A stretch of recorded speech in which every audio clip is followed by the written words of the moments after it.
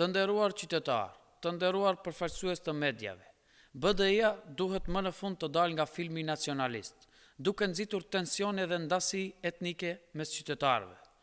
Deklaratat dhe veprimet e tilla janë tërësisht të papranueshme dhe të papërshtatshme për shoqërinë tonë multietnike dhe demokratike. BDI-a duhet të kuptojë se qytetarët e Republikës së Maqedonisë së Veriut, pavarësisht përkatësisë së tyre etnike, dëshirojnë paqe, stabilitet dhe marrëdhënie të mira ndëretnike.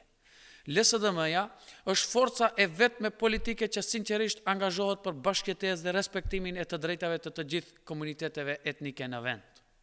Kur BDI-a akuzon LSDM-n për albanofobi, haron me qëllim se në këshillin ekzekutiv të LSDM-s ka edhe shqiptar. Gjithashtu kemi shqiptar edhe në grupin parlamentar të LSDM-s dhe një numër konsiderueshëm i shqiptarëve votojnë edhe për partinë tonë.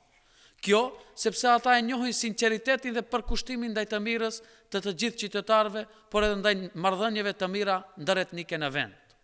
Me politikat e tyre, ata me politikat e papërgjithshme i mundsojnë VMRO-n DPMN-s të destabilizoj më tej situatën dhe të përfitoj politikisht edhe më shumë.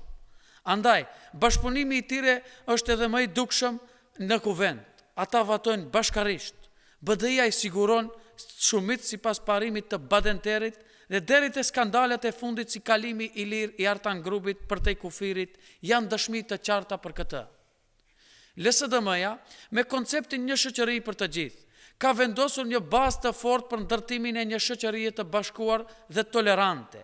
Ky vizion të pranuar gjithësisht nga qytetarët dhe ata e njohin rëndësinë e unitetit dhe barazisë për stabilitetin dhe të ardhmen e vendit tonë. Ky koncept mbetet një shembull i qartë i përkushtimit tonë për harmoninë ndëretnike. LSDM-ja gjithmonë do të jetë zë kundër nacionalizmit dhe populizmit, pa marrë parasysh nga vjen ai. Partia jonë do të vazhdojë të angazhohet për bashkëjetesë, unitet dhe përparim të të gjithë qytetarëve të Republikës së Maqedonisë së Veriut. Ju falenderoj.